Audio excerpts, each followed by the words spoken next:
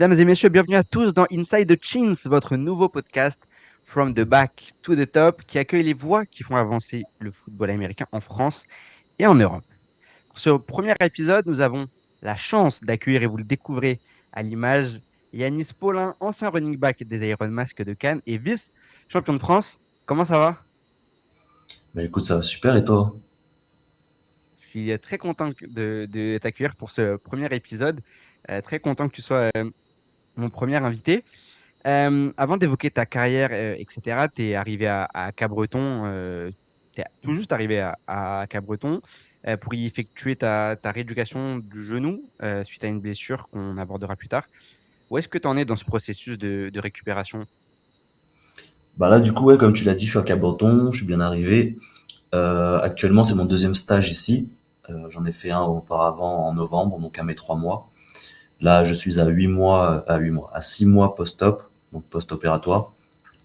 Et comment ça se passe en ce moment mon genou? Bah ça se passe très bien. Ça avance bien, petit à petit, tranquillement, mais sûrement. Voilà, je reprends des petites sensations petit à petit. Là j'ai repris les changements de direction. Et à mes 3 mois, bah, j'avais repris la course. Donc, ouais, franchement, même en termes de masse, bah, après l'opération, tu perds en masse. Et là, j'ai quand même pas mal récupéré. Et voilà, là, normalement, d'après le chirurgien, ça serait à mes 8 mois que je pourrais reprendre la compétition selon ce qu'il voit. Et ben justement, il te reste encore combien de temps de convalescence avant de retrouver les terrains? Bah là, ça serait à peu près un mois et demi, hein. Normalement, le 16 mars, ça ferait 8 mois. Ok, donc on est sur la fin du C'est ça. Brésil. Ouais. Ok, parfait. Eh ben écoute, je vais te laisser te présenter pour ceux qui ne connaîtraient pas. Qui est Yanis Paulin et quel est ton parcours de vie de ta naissance jusqu'à aujourd'hui? Ouais, bah voilà, comme il a dit, moi c'est Yanis Paulin. Moi j'ai vécu dans le 78 dans les Yvelines. On J'ai un peu présente. déménagé dans plusieurs j'ai un peu déménagé dans plusieurs villes. Voilà, moi j'ai fait La Verrière, Maurepas, Rambouillet. J'ai quand même pas mal déménagé, pas mal changé d'école. En parlant d'école, moi mon parcours scolaire, bah moi j'ai pas eu le brevet. Petite anecdote, voilà, j'ai pas eu le brevet parce que voilà, ma mère me disait bah si t'as le brevet ou non, je m'en fiche. Donc je savais que ça servait à rien, je me suis pas cassé la tête. Je suis allé au brevet, prenez pas exemple. Et bah, j'ai juste dormi, quoi. J'ai pas écrit, j'ai rien écrit. Après ça, du coup, je suis allé au lycée, dans un lycée pro. J'ai fait un bac pro électricien. Voilà, donc j'ai eu mon diplôme, mention assez bien. Voilà, tout s'est bien passé. Et après ça, du coup, j'ai fait un mois de BTS, donc dans la même branche. Mais j'ai vite arrêté pour justement mon projet de partir au Canada et tout. Puis, euh, puis voilà, après, durant mon parcours au Canada, j'ai fait le cégep. Donc c'est un peu la prépa pour l'université. Et je fais Alors, un le cégep, diplôme. on va y revenir un petit peu après pour ton foot. Est-ce que tu avais des frères et sœurs? Est-ce que tu as grandi dans une famille où tout le monde était proche? C'est quoi un petit peu ton environnement familial et ton environnement même avec tes copains, etc. On parlera après de certains d'entre eux qui ont été marquants. Mais c'est quoi un petit peu toute cette atmosphère dans laquelle tu as grandi? Ouais, bah moi, écoute, en niveau famille à la maison, on était quand même proches. Proches, mais en étant distants, je te dirais. On n'avait pas besoin de trop rester ensemble, de faire des repas ensemble le soir, etc. On se voyait, on parlait de notre journée, puis voilà, on faisait notre vie, quoi. Puis surtout que bah moi, j'étais beaucoup pris par le sport. Donc moi, j'habitais à 1 heure et demie de mon club, et du coup, ça faisait que bah en fait, je me réveillais à 6 heures, j'allais à l'école pour 8 heures. Après ça, je faisais 8 heures, 17 heures. Puis après ça, bah, j'enchaînais avec l'entraînement et puis je rentrais aux alentours de 23 heures minuit, puis tout le monde dormait, quoi. Donc en ambiance, bah toujours, ils ont toujours été là, toujours chaleureux, bonne ambiance familiale, mais de par le sport, l'école, etc., on n'a pas tant passé de temps ensemble. Mais non, sinon globalement tranquille, quoi. Alors, tu le disais, tu faisais 1 heure et demie de route pour aller à l'entraînement. Tu as été formé au Templier à Elancourt, qui est un club assez important, les Yvelines. et de l'Ouest parisien. Comment est-ce que tu as découvert toi, le football américain? Bah moi, j'ai découvert le football américain, c'est même pas par moi, c'est par mon meilleur ami Anthony, voilà, avec qui j'ai grandi. Le fameux. Ouais, et c'est tout simple, hein, il rentrait de l'école, puis il prenait le bus, et là, dans le bus, il croise des gars avec des équipements, des épaulières, casques. Puis là, il est curieux, il pose la question, ouais, mais ça, c'est pas du football américain. Puis après, du coup, ils leur disent, ouais, ouais, et tout, il y en a, et tout. Après, ils disaient, ah, il y en a en France, et tout. Puis il leur dit, ouais, il y en a, et en cours, du coup. Et il a dit, du coup, bah, on a un match ce week-end, si tu veux venir voir, découvrir et tout, vas-y, viens, on t'invite et tout. Du coup, il a dit, ok, ok. Puis il m'a appelé, il m'a dit, hey, tu sais pas quoi, il y a du football américain en France et tout, viens, on va voir un match ce week-end. Enfin, moi, j'ai dit, vas-y, let's go. On va voir le match en question. Puis là, direct coup de cœur, hein. Moi, si on peut appeler ça le coup de foot, c'est tout comme, quoi. On m'a dit que tu es arrivé en cours de saison et en à peine 2 mois, tu as réussi à t'imposer, tu es devenu le starter running back, heu et aussi, tu as bossé en équipe spéciale sur les, kickoff return, c'est vrai? Ouais, ouais. Bah, à peine arrivé, bah, moi, j'étais quand même, comment dire, moi, durant toute mon enfance, j'ai fait plusieurs sports, puis je suis toujours sorti dehors, j'ai toujours fait des activités sport sans vraiment être dans des clubs, puis, bah, j'avais beaucoup d'atouts physiques et athlétiques. Donc, je suis arrivé, ben, le football américain, c'est quand même un sport où il y a plusieurs atouts physiques à avoir, atouts athlétiques. Et bah, moi, je suis arrivé, en fait, bah, j'étais quand même en avance comparé à mon âge, et voilà, je fais ma place, quoi. Tu as fait, ta place avec donc ton poteau, Anto, qu'on évoquera. Bah, tiens, ça va être le moment de montrer une petite photo. Une photo de Yanis Paulin, en 2016. Qu'est-ce que Ouais, donc là, derrière ici, on voit Anto. Toi, tu es au premier plan. Pour ceux qui c'est ça. auront l'image sur YouTube, vous verrez. Puis bah, pour ceux qui nous écoutent sur les plateformes de podcast, il faudra aller voir la vidéo YouTube. Donc toi, premier plan, Anto juste derrière. Il y a une petite histoire derrière cette photo? Ouais, bah, écoute, 2016, c'est bah, ma première année dans le foot US. C'est première sélection pour l'équipe régionale, puis ensuite pour aller en sélection bah, nationale, donc un peu à Vichy.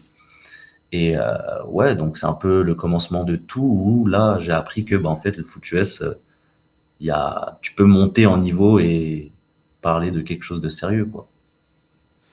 Et est-ce que tu avais fait d'autres sports avant? Ouais, bah du coup, moi j'ai commencé comme d'hab, hein, comme tous les Français, par du foot classique.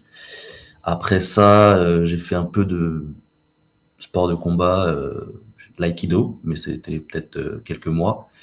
Et après ça, j'ai fait une petite pause, donc j'ai fait plus du sport, bah, en dehors avec des amis, genre un city, du basket, un peu toutes sortes de sports.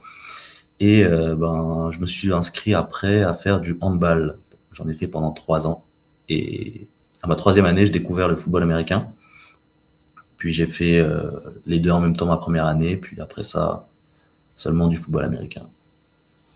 Et le poste de running back, est-ce que ça a toujours été celui que tu as occupé? Est-ce que ça a été une évidence parce qu'aujourd'hui c'est ton poste? Tu étais peut-être fan de quelqu'un en NFL ou tu as eu peut-être des modèles ou c'est le coach qui t'a dit bah tiens, tu cours vite, allez hop, running back. Ben, je sais plus trop comment ça s'est passé, mais je sais que, bah, en fait, de par mon gabarit, déjà de base, j'ai été le typique running back.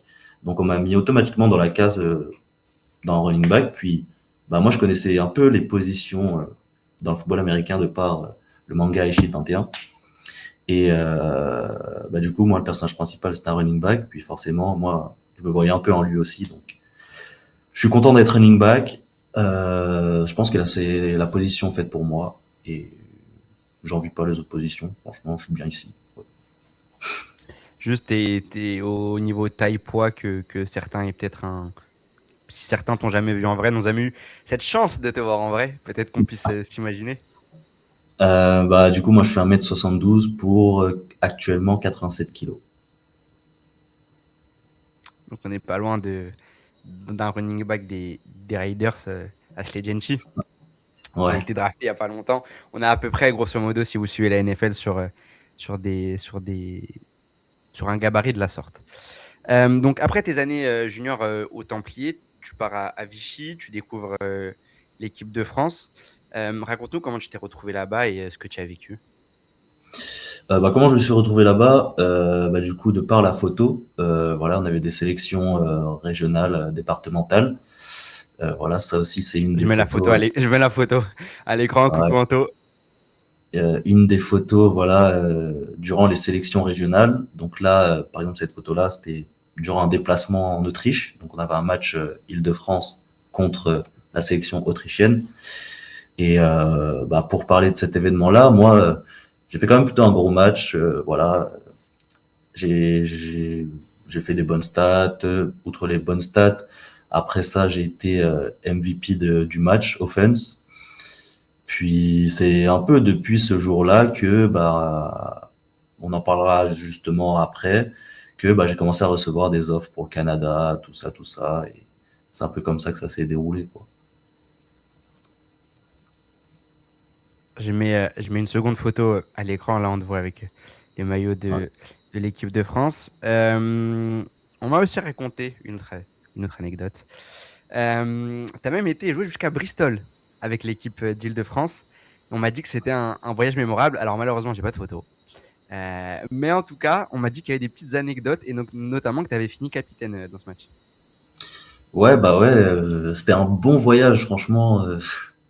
Et ouais, je sais de qui vient l'anecdote, donc je sais pourquoi tu rigoles comme ça, mais ouais, franchement, un voyage, on y est allé en car. Après ça, on a pris la sorte de bateau, je sais plus qu'on appelle ça, pour aller en Angleterre. Puis après ça, on a joué contre Bristol, comme il a dit, capitaine pour la première fois avec l'équipe Île-de-France.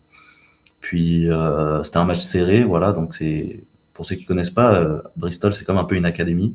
Donc ils s'entraînent tous les jours, ils sont toujours ensemble et franchement c'est un bon gros projet, une bonne grosse structure. Puis comparé à nous où on avait des rassemblements une à deux fois durant les vacances scolaires, quoi. Et on a gagné le match, donc on était tous fiers, tous contents. Et voilà pour la petite anecdote. Écoute, mal de mer, ça rime pas avec transport en bateau, quoi. On va faire une petite aparté dans ton parcours pour justement rester sur ce chapitre équipe de France. Aujourd'hui, c'est quelque chose qui n'existe plus. Est-ce que c'est une décision que tu comprends?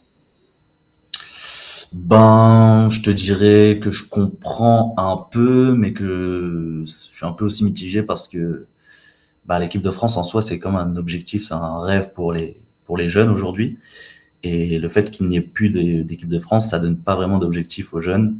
Donc moi, je sais que par exemple, quand j'étais jeune et que je voyais des vidéos sur l'équipe de France, que ce soit les seniors, même les U19, puis là, je me disais, ah, l'équipe de France, trop stylée et tout.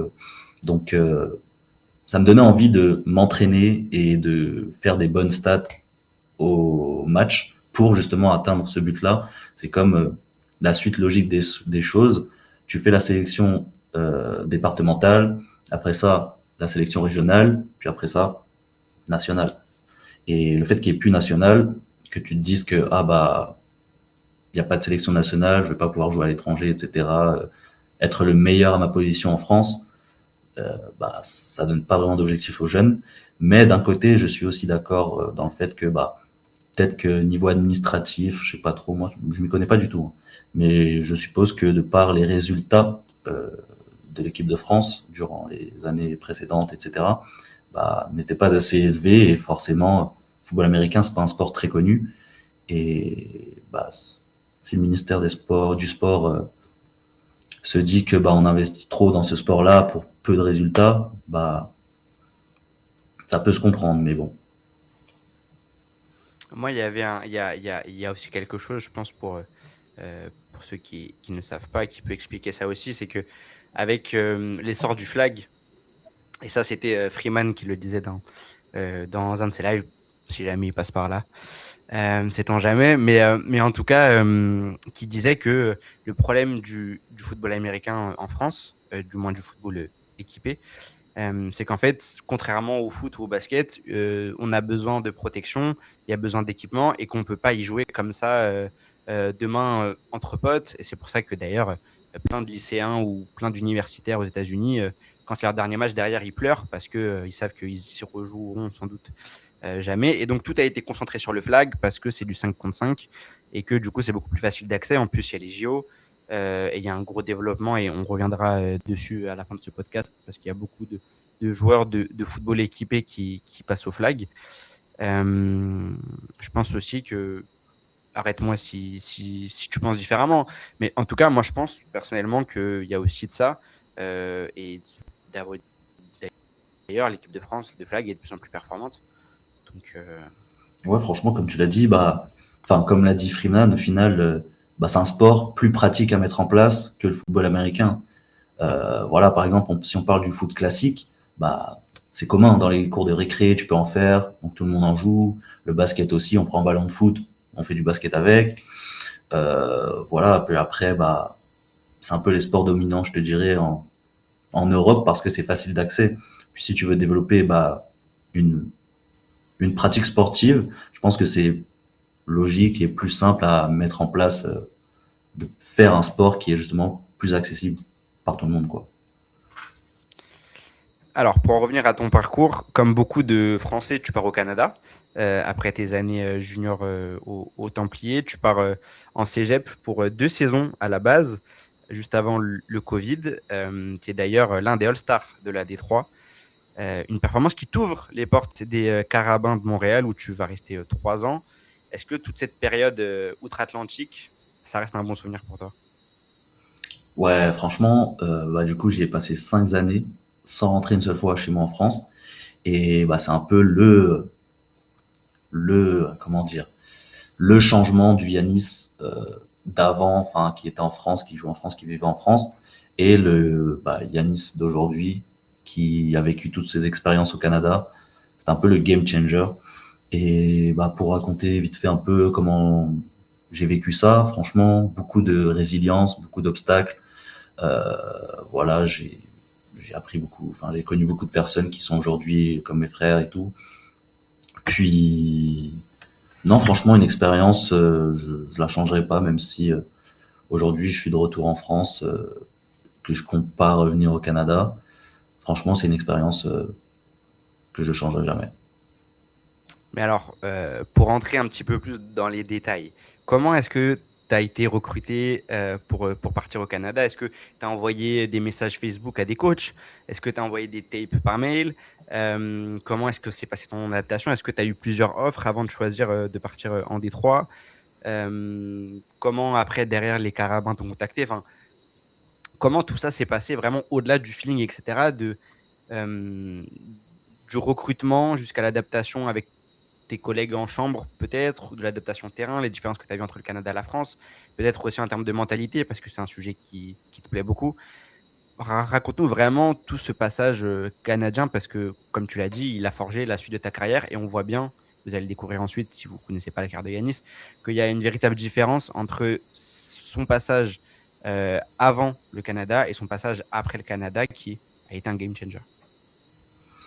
Bah, du coup, pour rentrer plus en détail, moi, bah, du coup, quand j'étais en section jeune, donc avant de partir au Canada, je pense que je suis pas prétentieux, mais j'étais le meilleur running back jeune français.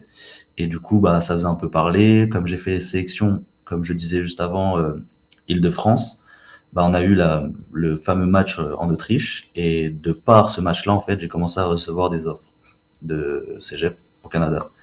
Donc après ça, j'ai reçu The Tedford, j'ai reçu les Gaillards de Jonquière, j'ai reçu Chicoutimi. Bon, c'est un peu le classique que tu reçois un peu quand tu commences à être bon en France. Et du coup, j'ai reçu ces trois offres-là. Puis bah, du coup, je me suis décidé d'aller à Chicoutimi, au cégep de Chicoutimi. Comment s'est passé un peu tout ça? Bah, c'est quand même beaucoup de paperasse, je t'avoue. Ça prend du temps, donc faut aussi prendre vraiment à l'avance. Mais si tu fais bien les choses, que tu fais ça à temps, franchement, il n'y a pas de souci à se faire. Pour parler après de mon voyage là-bas plus en détail aussi, Bah moi, tu sais, comme tu l'as dit, moi, en termes de mentalité, un peu Mamba mentality, tout ça, moi, je suis allé là-bas, c'était vraiment qu'avec une mission, c'était de percer, hein, tout simplement, de revenir, genre, juste pour des vacances, en fait, et que je vis là-bas, je suis pro, et que je fasse ma vie là-bas. Du coup, moi, en fait, je suis arrivé là-bas, moi, je me disais que bah, j'ai pas le temps de me faire des amis, j'ai besoin de me concentrer sur mes entraînements, j'arrive dans un nouveau pays, une nouvelle équipe, puis forcément le Canada c'est le deuxième meilleur niveau au monde, et même si c'était de la division 3, pour moi ils étaient meilleurs que les équipes françaises contre lesquelles je jouais. Donc forcément je devais m'élever plus haut que leur niveau parce que bah, si je voulais faire ma place, forcément c'est comme ça que ça se passe. Et bah du coup j'arrive là-bas, voilà, je suis discipliné, assidu, j'écoute les meetings, je pose des questions, parce que bon, faut savoir que en tant que Français, on n'a pas le même niveau d'IQ que eux, parce que eux, bah ont commencé plus tôt, puis ils sont mieux encadrés, mieux structurés que nous en France. Donc forcément, pour un Français qui arrive en cégep, tu pars un peu avec 3-4 wagons de retard, quoi. Et bah, de par le fait que bah, je m'étais dit que bah, j'ai qu'une mission, c'est de percer, le seul moyen pour moi d'arriver à cette fin-là, c'était de justement un peu de m'isoler et de juste me dire, OK, t'as ça, ça, ça à faire pour arriver à cet endroit-là. Juste exécute et tout va bien se passer. Et est-ce qu'il y avait un gros changement entre ton premier cégep et les Carabins, du coup? Puisque tu as quand même passé d'une D3 à une D1. Tu as peut-être des coéquipiers, je sais pas du tout, tu as peut-être des coéquipiers qui jouent en CFL ou qui sont revenus derrière en Europe, qui jouent en ELF. Tu en as peut-être qui jouent aussi en D1. Euh, c'est quoi vraiment la différence concrète entre la D1 canadienne et la D3 canadienne, justement? Bah, du coup, pour un peu rectifier ce que tu dis, donc là, moi, du coup, j'étais en cégep, division 3, puis après, tu as cégep division 2, cégep division 1, et après ça, tu as le niveau supérieur qui est universitaire. Donc après, tu n'as pas vraiment de division en université, c'est plus des poules par région. Donc là, pour le coup, comme tu l'as dit, bah, je suis passé après ça, du coup, en universitaire chez les Carabins, donc à Montréal. Et c'est de la division, on va dire, de la région RSEQ. Donc c'est toute la région du Québec, en fait. Et bah, comment la transition, franchement, a été dure. C'est, en fait, tu passes de France à Cégep, déjà c'est un petit palier. Puis après, tu passes de cégep à universitaire, mais là, c'est le triple, en fait. T'arrives, en fait, c'est limite du pro. Tout simplement, on t'envoie des charges de travail comme des pros. Tu dois apprendre des tactiques tous les jours. Il y en a des dizaines qui sortent tous les jours et il faut être à jour. Tu dois les savoir par cœur, bien évidemment. À côté de ça, bah, je suis allé au Carabin, puis pour ceux qui ne connaissent pas, c'est un peu la meilleure, enfin, c'est pas un peu, c'est la meilleure équipe du Canada qui d'ailleurs bah, ont été championnes la saison dernière. Euh, puis bah ouais, le palier est immense en fait, et si t'es pas constamment en train de te dire que bah ma mission c'est de réussir dans ce niveau-là et que tu mets pas les moyens pour, bah ça va pas réussir parce que tu es dans l'équipe un peu élite du pays. Et forcément, qui dit élite, dit que bah, ça attire des joueurs élites aussi du pays. Donc tu es constamment en train de compétitionner avec des gars qui sont meilleurs, enfin qui sont meilleurs à leur niveau, à leur position au pays. Et moi, en tant que Français, bah, je me dis, bah, j'ai du travail à faire. Comme je l'avais dit, j'ai des wagons de retard. Et arrivé universitaire, tu te rends compte encore plus que tu as encore du retard. Donc c'est là un peu, tu te consacres vraiment toute ta vie, tu sacrifies tout ce qui est autour pour justement arriver à cet objectif-là, quoi. Et après le Canada, tu es parti, enfin, tu es revenu en France plutôt, et puis tu es passé d'Elancourt à Cannes. Tu as fait Ouais. un grand changement. Euh, même question que pour le Canada. comment Cannes te contacte, comment est-ce que toi tu acceptes, comment ils te présentent le projet, comment ça s'est concrétisé tout ça? Bah moi du coup comment ça s'est fait du coup j'étais à ma dernière année avec les Carabins. Moi en fait je connaissais le fils du directeur de Cannes, donc Matteo Maglia. On a joué ensemble au Cégep justement et bah je savais que à un moment donné il m'avait envoyé un message durant mes années chez les Carabins et il me demandait ouais c'est quand que tu finis tes années tout ça tout ça. Puis après moi je lui disais auparavant bah il me reste encore plusieurs années donc ce sera pas pour tout de suite. Et il me disait que bah si je rentrais un jour, ça serait cool que tu m'envoies un message comme ça on voit pour toi si on peut faire quelque chose et que tu viennes jouer pour nous. Du coup moi j'ai En fait, retenu ça. Puis ça faisait longtemps, ça faisait longtemps qu'ils t'avaient scouté en fait. c'est ça, T'étais ouais, la, t'étais la recrue espérée depuis tant d'années. Ok. ouais, ouais, on peut dire ça. Et bah du coup quand j'ai su que bah j'allais rentrer en France définitivement, j'ai contacté justement Matteo. Il m'a mis en contact avec son père Matteo Christian Maglia. Et on a discuté, on a un peu parlé du projet pour savoir aussi. Il faut savoir que c'était leur première année en Division 1. Donc ils venaient de passer de D2 à Division 1. Et moi, on m'a parlé du projet, voilà, ça m'a grave plu. Et du coup, j'ai fait mes bagages, puis je suis allé en Côte d'Azur. Bon, il y a un gros travail, hein, il faut le dire, et je salue le club des Iron Mask en espérant qu'il passe par là aussi, parce qu'il y a eu un gros travail qui a été fait. Tu l'as dit, c'était la première saison quand t'es arrivé là-bas. Et puis toi, à peine arrivé, tu choques déjà toute la D1. C'était ta première saison en plus dans le championnat élite. Passer du Canada au championnat élite et performer tout de suite, qu'est-ce que dans ta tête tu t'es dit pour arriver à ce tel niveau de performance? Bah moi, du coup, je pense que tu as pu un peu le remarquer. Mais moi, je suis quand même quelqu'un de très carré. Voilà, si j'ai des objectifs, je mets les moyens pour y arriver. Et d'autant plus que bah je sortais justement du niveau canadien universitaire. C'est ça a des années-lumière du niveau en France, malheureusement. Et bah de tout ce que j'ai appris là-bas, en fait, quand je suis arrivé, j'ai vu que c'était pas la même, comment dire, intensité et la même, bah, forcément, structure d'entraînement, les, joueurs, en termes de, comment dire, en termes de qualité athlétique, c'était pas du tout la même chose que ce que je voyais, justement, au Canada. Donc, forcément, c'est comme régresser de niveau et, bah, forcément, moi, bah, je venais tout juste de sortir de l'université. Donc j'arrive, bah, je vais juste parler bah, ces 5 années d'expérience au Canada que j'ai vécu au Canada, puis je le retransmettais sur le terrain et ça a bien marché pour moi du coup.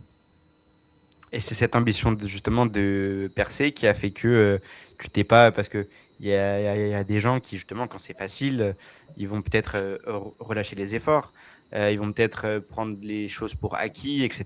Toi, c'est justement cette mentalité-là, ce rêve que tu as toujours de réussir et de percer qui a fait que tu as pu directement performer et, entre guillemets, porter l'attaque de Cannes sur ton dos. Bah, je te dirais que c'était pas la cause principale percée après le Canada qui m'alimentait. Je te dirais que même bah, toute ma vie en fait, j'étais sûrement plus alimenté par le fait de me dire que voilà, c'est des êtres humains en face, ils ont rien de plus que moi, et j'ai mis tous les efforts possibles pour justement être le meilleur dans ma discipline. Qu'est-ce qui m'empêcherait de gagner mon vis-à-vis? C'est un peu plus pour ça enfin, c'est par rapport à ça que j'étais alimenté, et le fait de perdre, que ce soit des matchs ou des duels, c'était comme revenir à me dire que, bah, en fait, tout ce que j'ai fait juste avant, ça servait à quoi si je gagne pas mes matchs? Et c'était un peu ça qui m'alimentait, que je me disais, bah, en fait, j'ai trop travaillé pour perdre ce genre de duel, ce genre de match-là. Donc, juste applique ce que tu as appris et tu as toujours gagné, en fait. C'est juste ça. Et comme tu l'as dit, bah, tu as des joueurs qui ont joué à haut niveau, puis après ça, qui reviennent en France. Puis, au début, ils font un peu du grabuge, ils font un peu des bonnes stats et tout. Puis, au fur et à mesure de la saison, bah, ils trouvent que c'est trop facile. Puis là, ça stagne ou ça reste ça descend un peu de niveau. Mais je pense que de par mes coachs, que ce soit même chez les Templiers, j'ai eu de très bons coachs, on m'a toujours inculqué le toujours jouer à 100% du début à la fin, et quelle que soit justement l'équipe en face, et ne jamais jouer au niveau de l'équipe adverse. Et ça, quel que soit le niveau, on nous l'enseigne, que ce soit en France, enfin, en tout cas, je sais pas, j'ai pas joué dans plusieurs clubs en France, mais en tout cas, chez les Templiers d'Elancourt, on m'a enseigné ça.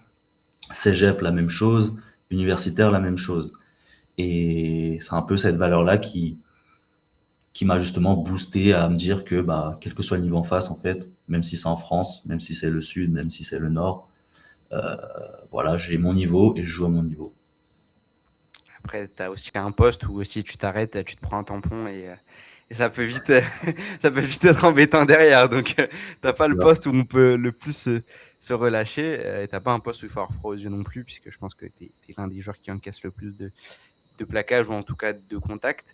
Euh, L'an passé, avec Cannes, tu perds la finale de D1, donc vous arrivez jusqu'en finale, après avoir été premier de la conférence Sud, avec notamment un match à Marseille pour clôturer tout ça. Vous perdez contre les Black Panthers, qui enchaînent leur troisième succès de suite, il me semble. Sur la saison régulière, tu avais affolé les compteurs. Comment est-ce que tu l'as vécu cette saison-là, justement? Et d'arriver en finale, et puis surtout, de perdre, malheureusement, contre Tonon. Bah, comment je l'ai vécu? Bah, déjà, premièrement, pour rester positif, c'était la deuxième saison des Iron Mask en Division 1. Et pour la deuxième saison, on arrivait en finale contre l'équipe qui, ça fait des années, qui arrivait en finale et qui gagne des finales. Forcément, eux, ils ont l'expérience de finale, contrairement à nous. Euh, Comment je l'ai vécu? Je l'ai pas vécu si mal que ça, mais un peu dans le sens, pas dans le sens où on a perdu le match, mais plus dans le sens où je pense que il y a des gars dans l'équipe qui n'ont pas pris en compte que c'était un gros événement, et que pour les gros événements, faut se préparer plus que d'habitude, que ce soit plus que en saison des gros matchs, ou que ce soit plus que bah, notre demi-finale qu'on a joué à Cannes contre le Flash. Et je pense que après le Flash, en fait, t'as trop de gars dans l'équipe qui sont relâchés et qui se sont dit que bah ça va tout rouler et on va gagner comme on a toujours fait, quoi. Et du coup, comment je l'ai vécu? Bah, c'était un peu, je l'ai un peu prédit, je te dirais, parce que ça se voyait qu'en fait, on n'était pas prêt, tout simplement. On n'était juste pas prêt. Et du coup, de par le résultat, bah, je sais qu'il y a toujours ce noyau, il y a toujours des noyaux dans les équipes, puis le noyau ont fait ce qu'ils ont pu, mais forcément, c'est un sport d'équipe et tu peux pas compter sur trois quatre gars sur le terrain alors que c'est du 11 contre 11. Mais expérience un peu, je te dirais quand même amère, ça fait jamais plaisir de perdre, mais c'était ta, enfin, on le voyait un peu à 10 kilomètres si tu étais en interne, de par l'investissement de plusieurs joueurs, et bah du coup ça arrive, hein, c'est comme ça, mais franchement, j'ai pas de, comment dire, j'ai pas de dégoût, je suis pas triste parce que pour une deuxième année en élite, les Iron Match, franchement, c'est gros. Puis je pense pas qu'il y ait beaucoup d'équipes qui font ça en deuxième année élite, d'aller en finale. Donc, pour moi, l'objectif de base était de déjà aller en demi-finale, puis le reste, c'est du plus. Donc, pour moi, l'objectif a été atteint et on est entre guillemets content parce que ça fait jamais plaisir de perdre. Les Iron Mask, effectivement, c'est gros et pas que sur le terrain. On va y revenir juste après quand on va évoquer l'Elite 8. Euh, cette saison qui va débuter là au moment où l'épisode va sortir le lendemain, puisque ça va se jouer le 7 et le 8 février. Cette saison, tu vas découvrir un nouveau rôle. On expliquera juste après pourquoi. C'est le rôle de coach. Tu vas louper les 3 premières semaines, mais tu as déjà eu des entraînements avec l'équipe. Qu'est-ce que ça te fait d'être de l'autre côté de la ligne de touche? Il me semble que tu as un petit peu ce rôle de copain avec eux, puisqu'en fait, c'était coéquipier de l'année dernière. Ouais, c'est ça, comme tu l'as dit. J'ai l'autre côté de la casquette. Donc, première expérience, je te dirais, en termes de coaching senior, c'est ma première expérience. Parce que bah, j'ai déjà quand même un peu d'expérience pour coacher des jeunes, mais senior, c'est une autre chose. Comme tu l'as dit, je devais faire la part entre bah, mon passé de joueur avec eux, coéquipier, puis le côté un peu coach qui doit enseigner et un peu automatiquement être dans une hiérarchie, je te dirais, un peu. Et moi, j'ai pas trop l'habitude de ça, donc c'est pour ça que, comme tu l'as dit, bah, moi, c'est pas mon style d'être un peu le style de coach. Ah, je suis coach, tu dois m'écouter. Je suis coach, tu dois faire ci, ça, ça, ça, ça. Moi, je me considère plus comme un joueur qui a de l'expérience et qui partage son expérience. Et du coup, bah, c'est comme tu l'as dit, bah, je suis toujours copain avec eux, mais ça n'empêche pas que bah, je peux euh, effectuer mon rôle de coach, c'est-à-dire enseigner bah, ma position qui est running back. C'est pas un peu frustrant de pas être sur le terrain? Je te dirais comme tous les joueurs qui se blessent et qui bah, au pire passent de l'autre côté, c'est frustrant, c'est sûr. Mais c'est un processus. Je te dirais que c'est le processus. Je sais pas si on avait je sais pas si on avait dit un peu c'est quoi ma blessure exactement, mais On va y je- revenir juste après quand on évoquera ton équipe bah, qu'il y a eu entre-temps. Donc on va évoquer ça juste après. On reste encore un petit moment sur la D1. Nouvelle saison, vous êtes finaliste en titre, vice-champion de France, champion de la Div Sud l'an passé, de la conférence Sud.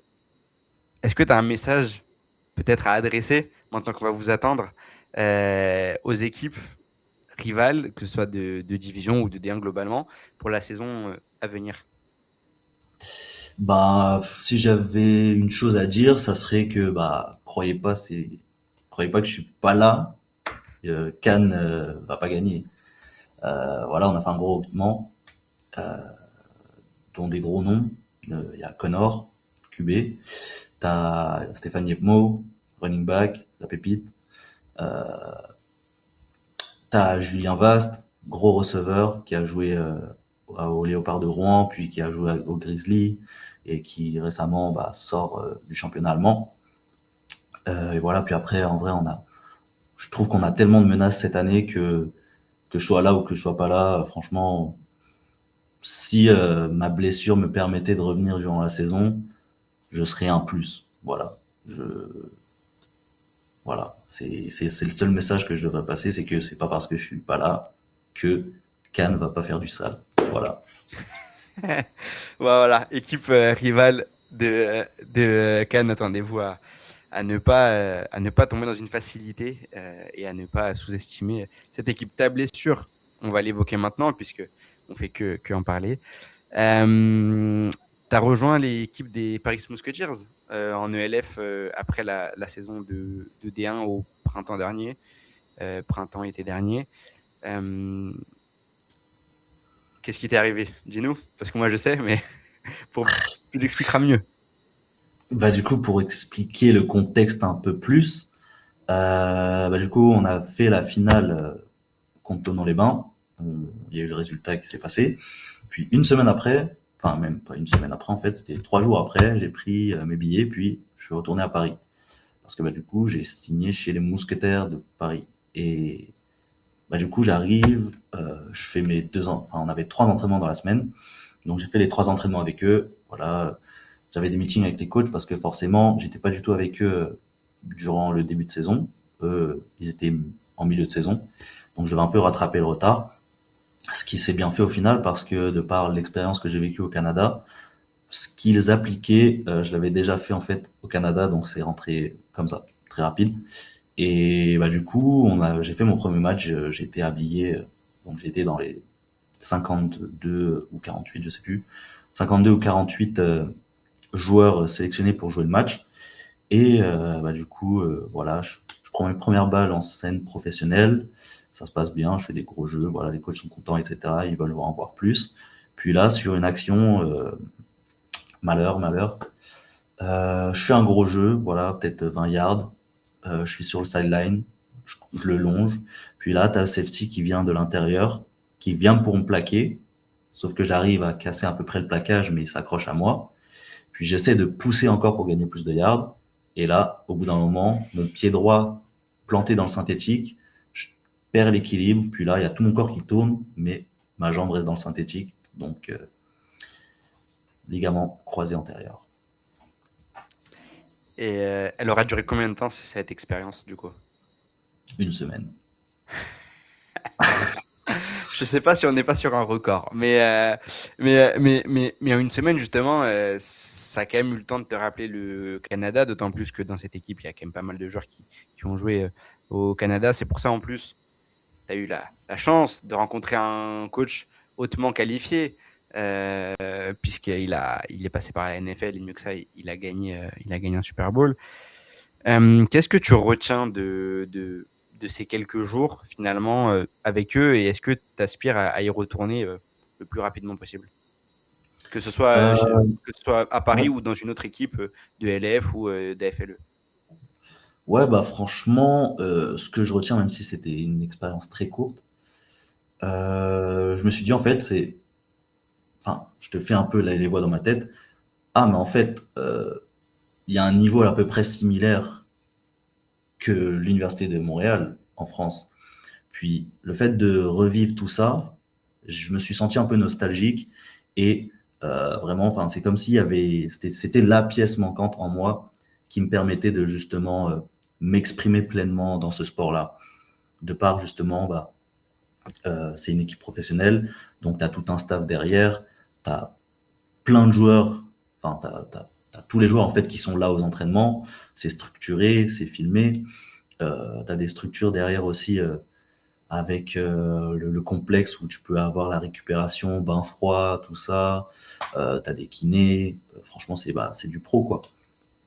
Et bah, le fait de pouvoir en faire et d'en vivre, bah, en fait, que demander de plus? Et comme tu l'as dit, oui, bah, que ce soit chez eux ou en ELF, EFA, toutes les sortes de ligues professionnelles, c'est un peu l'objectif aujourd'hui que je me suis posé, c'est de pouvoir arriver à ce niveau-là et de m'y installer dans ce niveau, quoi. Est-ce que tu penses que, parce que souvent le but, euh, pour reprendre peut-être un exemple le plus parlant, ça va être aux États-Unis, un joueur, quand il est en NCAA, après il est drafté pour aller en NFL, son but c'est de toujours progresser, de toujours aller plus haut. Est-ce qu'il n'y a pas un plafond de verre, tu penses, en France et en Europe? C'est-à-dire que une fois qu'on est passé par le parcours universitaire, qu'il soit américain ou canadien, est-ce qu'on peut encore progresser même en Europe? Est-ce qu'on peut encore progresser même en D1? Ou on a atteint une sorte de palier qui nous empêchera toujours, entre guillemets, d'aller plus haut? Ben, je te dirais que si forcément tu restes dans le championnat, enfin pas le plus bas, mais si tu ne vas pas dans le championnat au plus haut niveau, donc qui est aujourd'hui bah, le LF, le FA, etc., bah forcément tu vas sentir ce plafond de verre où en fait tu seras limité, que ce soit de par comment dire les structures, donc que ce soit par le gym, la préparation physique avec le coach dont tu t'entraînes, le coaching staff football, donc forcément bah, ceux qui vont t'apprendre plus sur le terrain et te coacher. Puis bah, de par la récupération, etc., les comment dire, l'investissement du club qui met pour justement permettre aux joueurs de performer au plus haut niveau. Et le fait de pas être au meilleur niveau, bah forcément tu vas louper un peu de ci, un peu de ça, un peu de ci, et bah, au bout d'un moment c'est contraignant parce que bah jouer au meilleur niveau, il te suffit pas de deux ou trois choses, enfin en fait il faut vraiment tous les aspects pour vraiment avoir le meilleur niveau que tu puisses avoir. Et bah malheureusement, je prends l'exemple du championnat en France, bah c'est de l'associatif en soi. Et bah, c'est pas comme les pros, tu as des structures, tu as des gyms, c'est pas dans tous les clubs qu'ils ont ça, des kinés, des masseurs, toutes ces choses-là, des bons coachs. Et forcément, bah, tu es très limité en fait si tu vas pas au meilleur niveau européen.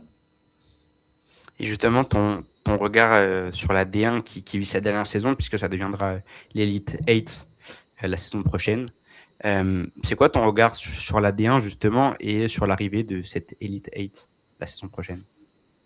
Je te dirais que en termes sportifs, niveau sportif, voilà, parce que quand on se dit Elite 8, bah forcément Elite, donc tu te dis que c'est les 8 meilleures équipes françaises qui seront dedans.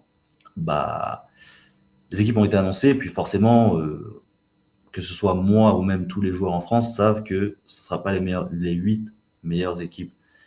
Donc sportivement parlant, mon regard sur ça, forcément, bah, je suis pas pour, parce que bah, en termes de niveau, bah, c'est pas le meilleur niveau en France qu'on puisse avoir. Après, je suis un peu pour parce que c'est un changement et je pense qu'il fallait du changement parce que bah, forcément tu ne voyais pas forcément d'évolution. Voilà, toutes les saisons tu vois un peu des matchs où on savait d'avance le score et c'était toujours à chaque fois le même score, des gros scores, des gros scores et ça donnait pas en fait de suspense et même le niveau ne s'améliorait pas.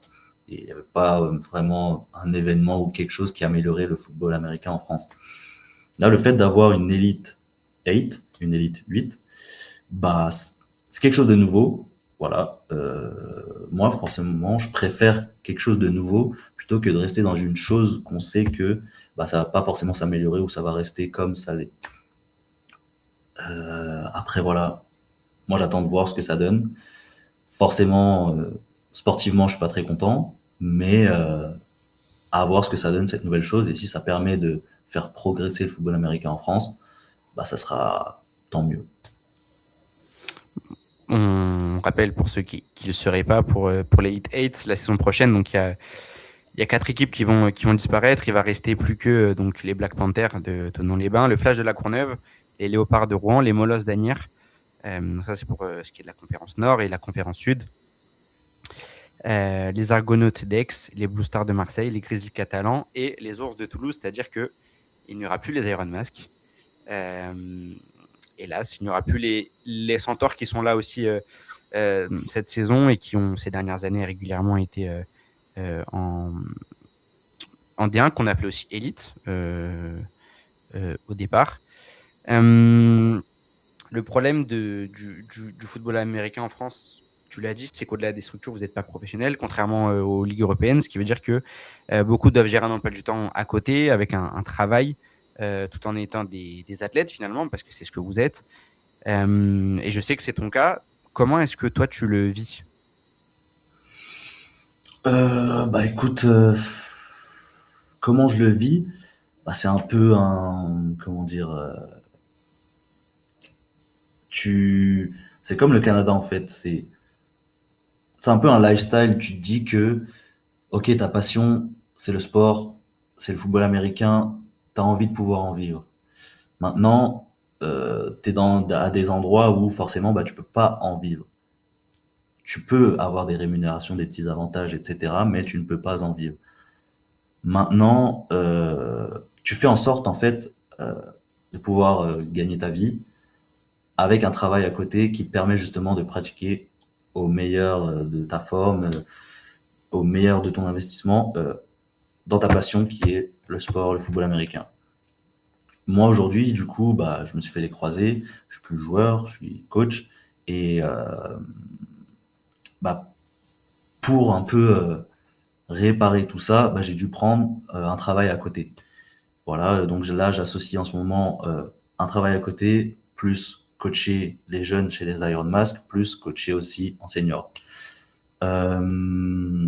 Associer tout ça, sachant que bah, tu veux jouer au meilleur niveau de ta forme, c'est énormément de sacrifices. Si tu veux être au meilleur niveau, tu dois aller au gym, au moins 4 fois par semaine. Tu dois prendre soin de ton corps. Et ça, c'est pas justement en sortant tous les week-ends, en mangeant n'importe quoi, en faisant pas de séance récupération. Voilà, tout ça, c'est des sacrifices et c'est du temps investi dedans. Tu peux pas non plus, comment dire, avoir un entourage, ça c'est un peu plus mentalité, mais tu peux pas avoir un entourage justement qui ne te ressemble pas. Donc forcément, tu dois faire un tri, en fait. Et c'est limite, en fait, si personne te ressemble, bah, tu dois t'isoler si tu veux rester au meilleur de ta forme. Et en fait, ces trois aspects-là, ça te demande énormément de temps et de sacrifices pour après en rajouter bah, le travail, en fait. Donc, à 35 heures par semaine. Et bah, après, forcément, les sacrifices là-dedans, le social, t'as plus de temps pour sortir dehors, voir tes amis, boire un petit verre ou quoi, n'importe quoi, faire des choses que t'aimes, voyager, parce que bah, du coup, tu t'entraînes, tu dois prendre soin de ton corps, tu dois bien manger, tu dois être présent pour le club, sachant que bah, tu as des matchs tous les week-ends, et d'autant plus si tu es coach pour les jeunes et seniors, bah, en fait, tu aucun week-end, parce que si les seniors jouent pas, bah, c'est les petits. Donc, en fait, ta vie est axée sur foot, travail. T'as pas le temps pour autre chose. Et bah, c'est un lifestyle, comme j'ai dit au début, à avoir et à aimer. C'est, t'as juste pas le choix quand tu es dans des structures associatives que tu ne peux pas en vivre, en fait. Et justement, est-ce que pour faire tout ça en 24 heures, parce que si on réfléchit bien, ça fait 35 heures, si tu travailles 5 jours par semaine, ça fait 7 heures plus 1 heure de pause, donc ça fait 8 heures par jour, donc tu es grosso modo sur du 9h30, 17h30, plus il faut aller au gym après ou avant le travail en fonction de tes préférences. Rajouter à ça les entraînements avec le club, et puis une bonne récupération qui passe par le sommeil, donc 8 à 9 heures.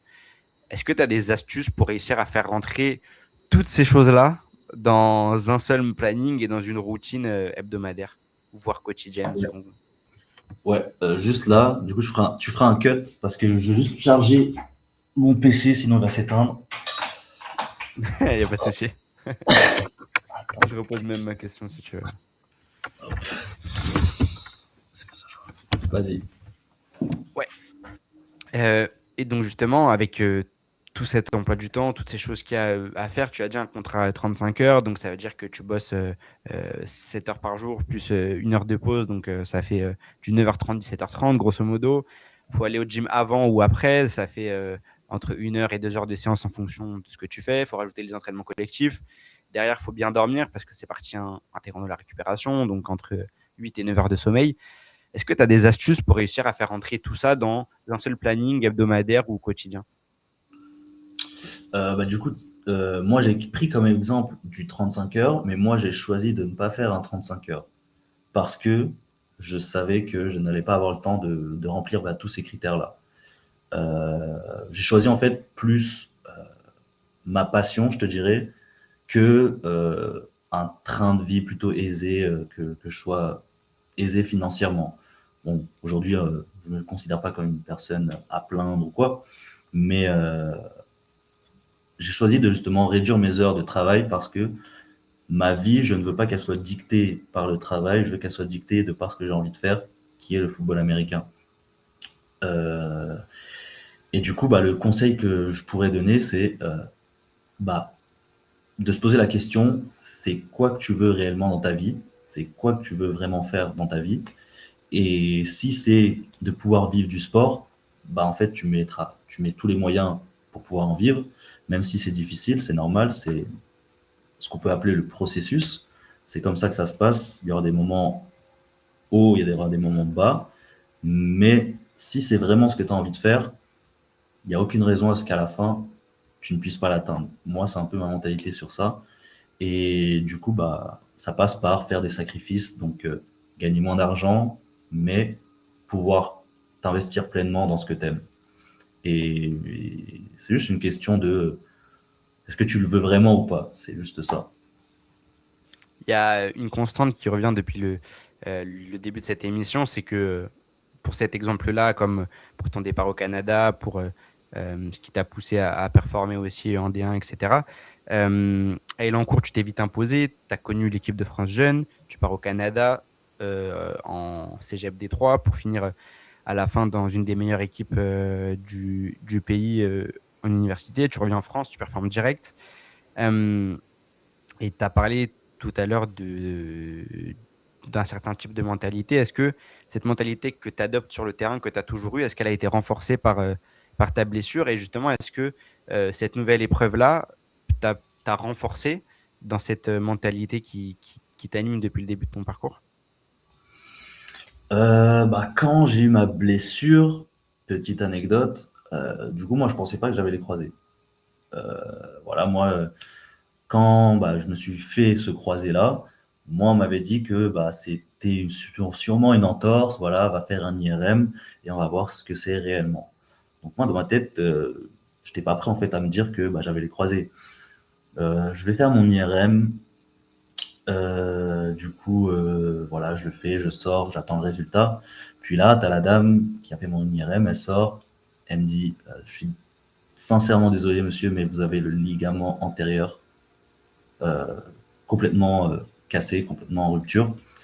Et ça se voyait qu'en fait, elle était archi triste, mais moi, j'étais pas triste en fait. Pourquoi? Parce que j'ai tellement eu d'obstacles dans ma vie, des choses à traverser, pas forcément des trucs de fou, hein, mais je parle plus en rapport avec ma carrière, parce que du coup, cet événement-là, c'est aussi en rapport avec ma carrière, que je me suis dit, en fait, c'est un obstacle parmi tant d'autres. Et forcément, quand elle m'a dit ça, dans ma tête, c'était juste un switch direct, et je me dis, ok, j'ai eu le croisé, qu'est-ce que je peux faire pour justement revenir le plus rapidement possible? Première chose qui m'est venue en tête, me faire opérer le plus rapidement possible pour pouvoir revenir le plus rapidement possible ensuite et faire ma rééducation le plus rapidement possible. Euh, voilà, donc franchement, cette blessure-là, c'est pas, elle m'a plus renforcé, donc parce que j'ai toujours eu une grosse mentalité par rapport à ça, à toujours voir le positif et aller de l'avant, trouver des solutions. Et c'est ce qui s'est passé. Puis là, aujourd'hui, 6 mois post-op, euh, tout se passe bien, tout se passe comme je l'ai prédit. Et voilà, hein. En tout cas, les ligaments croisés, pour être passé par là, on te dit jamais que tu as les ligaments croisés. Il faut au moins il faut faire plusieurs analyses au début. C'est toujours Ouais. une entorse, une contusion. Mais bon, ce qui compte à la fin, c'est d'avoir le verdict final. En dehors du foot, parce qu'on parle que de ça depuis le début, et c'est normal si je suis du podcast, qu'est-ce qui t'anime, qu'est-ce qui te passionne? Peut-être les mangas. Tu nous as parlé d'Achille 21. Ouais, ouais. Comme tu l'as dit, moi, j'ai vécu toute mon enfance avec des animés, des mangas. Voilà, moi, classique, hein, j'ai commencé par les Naruto, les Dragon Ball Z, Bleach, One Piece. Et moi, en fait, j'étais à fond devant Naruto. Et dans Naruto, en fait, t'as le personnage principal Naruto qui disait tout le temps, voilà, c'est mon Nindo, c'est pour ça que je fais tout ça. Et c'est un peu aussi ma valeur aujourd'hui que Naruto m'a transmis, c'est que si je veux quelque chose dans ma vie, ça sera mon Nindo. Et quoi qu'il arrivera dans ma vie, si c'est mon Nindo, je vais tout faire en sorte pour y arriver. Et il n'y a rien qui m'arrêtera, parce que si je mets les moyens pourquoi je ne pourrais pas l'avoir? Si, genre, je reprends encore l'exemple des êtres humains peuvent avoir ce que moi j'ai envie d'avoir, pourquoi moi je pourrais pas l'avoir? Je suis un être humain aussi. Et certes, chaque être humain sur Terre part avec des avantages et des désavantages, mais ça n'empêche pas le fait que les avantages peuvent se faire rattraper. C'est comme un peu, je prends le parallèle du sport. Quand je suis parti au Canada, j'étais en retard. Ça m'a pas empêché de passer au prochain niveau à chaque fois.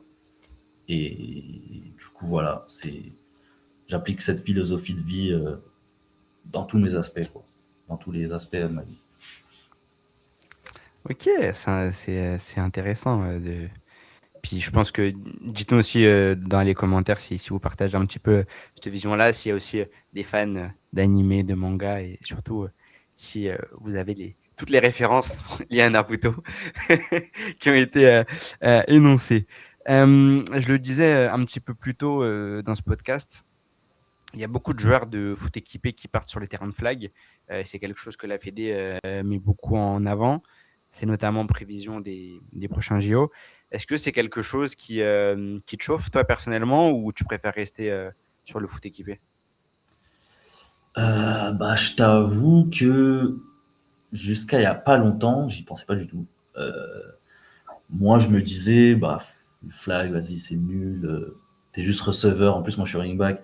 T'es juste receveur. T'es là, tu cours, tu fais des tracés. Vas-y, ça me plaît pas. Et en plus, le terrain, bah, il est plus petit. Mais jusqu'à récemment, en fait, je suis allé voir un tournoi de flag bah, dans le sud, à Nice. Puis là, juste en regardant les matchs, c'était une de mes premières fois. C'est la première fois où je me suis vraiment intéressé à regarder, connaître un peu les règles et tout. Et là, je me suis dit, mais en fait, ça pourrait me plaire, en fait. Genre, il y a quelque chose, je pense, enfin, où il y a il y a un monde où, un jour, je me dis, je prends une licence flag et let's go, tu vois. Mais jamais je me dirais, bah là, en tout cas, aujourd'hui, je me dis pas que, voilà, l'année prochaine, je vais faire du flag et j'aspire à jouer au plus haut niveau, à jouer en équipe de France. Je suis quand même terre à terre et le football américain, certes, il y a des similarités au flag, mais pour moi, c'est pas le même sport et c'est quelque chose à apprendre, à recommencer à zéro. Donc, step by step, j'apprends le sport et après on voit. Ok, ok. On est bientôt à la fin de ce podcast et on va quand même terminer par un petit débat. Et pareil, je vous attends dans les commentaires pour donner vos avis. C'est quoi pour toi la position la plus facile et la plus difficile sur un terrain de football américain? Je te dirais le plus facile, c'est D-end, edge rusher. Voilà. Ton rôle, c'est juste de garder tout ce qui veut sortir à l'extérieur, à l'intérieur. Si tu fais ça, t'as un bon D-line. Et après, forcément, reconnaître la course ou la passe pour aller pouvoir faire un sac sur le quarterback. Le plus dur, le plus dur, je pense que, et je pense que beaucoup de gens seront étonnés, c'est cornerback. Donc, c'est pas safety, cornerback. Pourquoi cornerback? Alors que bah, forcément, les gens, je pense, ont tendance à dire c'est quarterback. Cornerback, en fait, c'est la position par excellence en termes d'athlétique, en termes de capacité athlétique. C'est des personnes qui courent en arrière contre des personnes qui courent en avant, qui sont très athlétiques. Et c'est comme, c'est pas, c'est pas normal. Genre, c'est pas quelque chose de commun de pouvoir défendre sur une personne en courant en arrière. D'autant plus que c'est des machines, ils font des mètres, je sais pas combien de mètres de haut, faut qu'ils courent vite, faut qu'ils sautent haut, faut qu'ils puissent justement reconnaître tout ce qui se passe en face d'eux.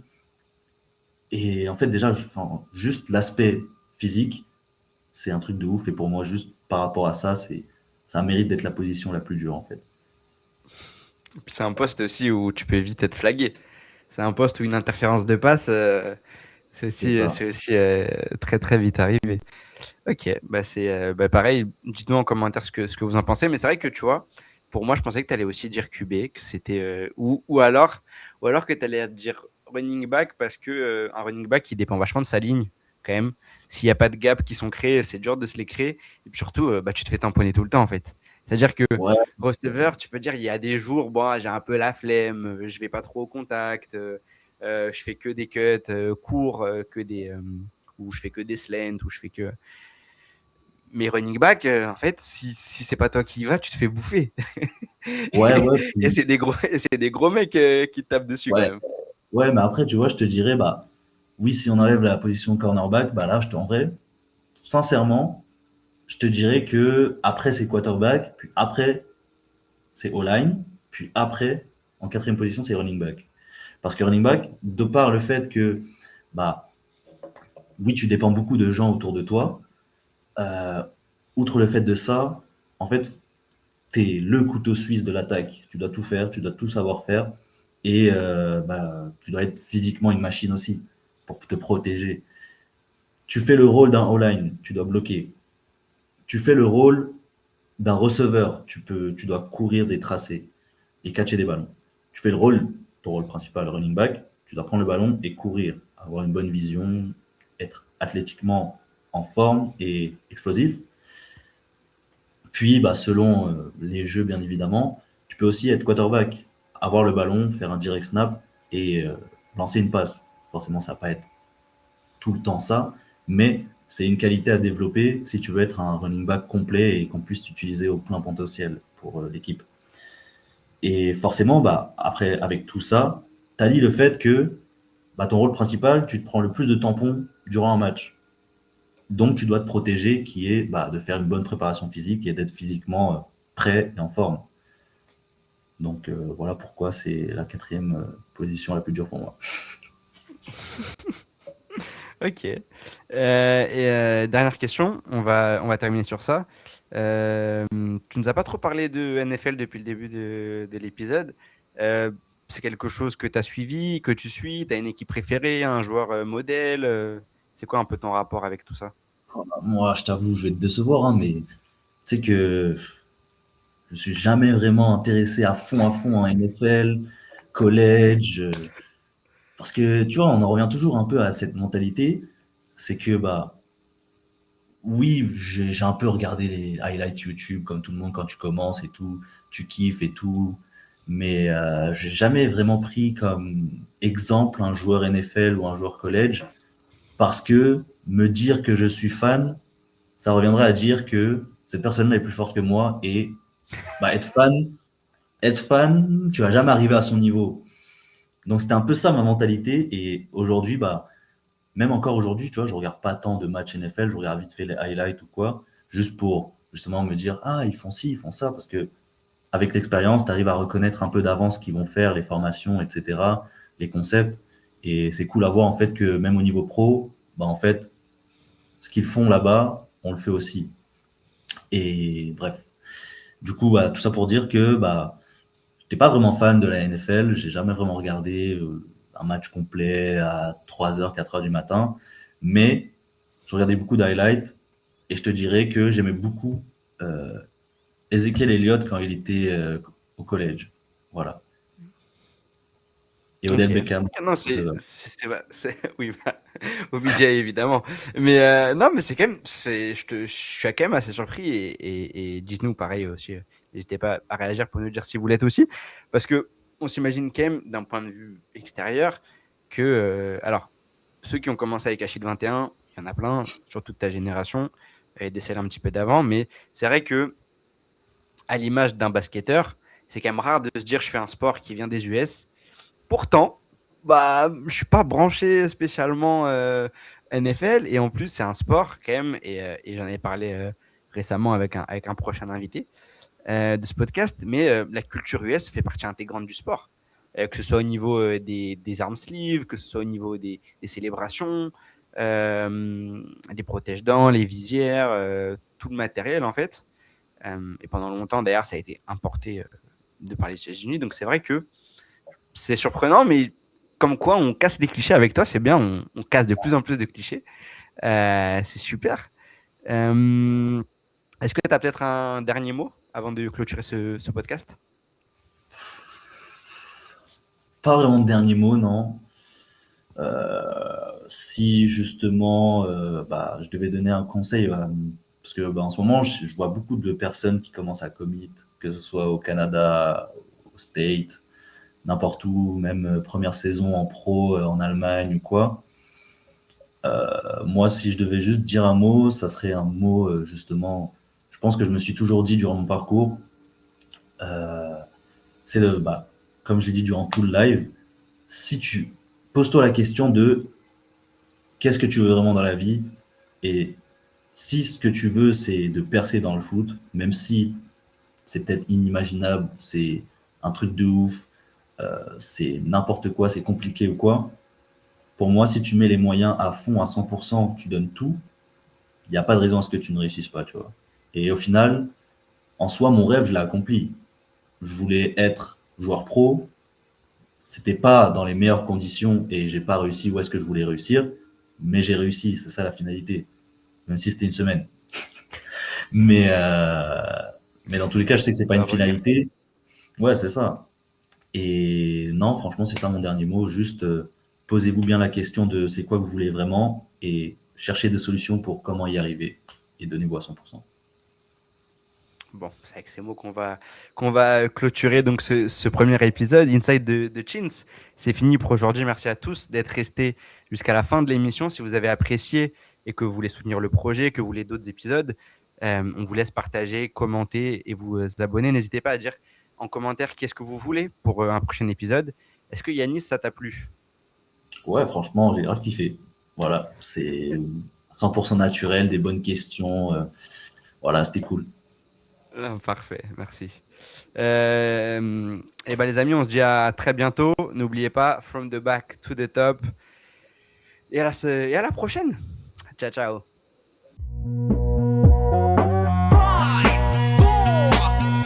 5, 4, 3, 2, 1.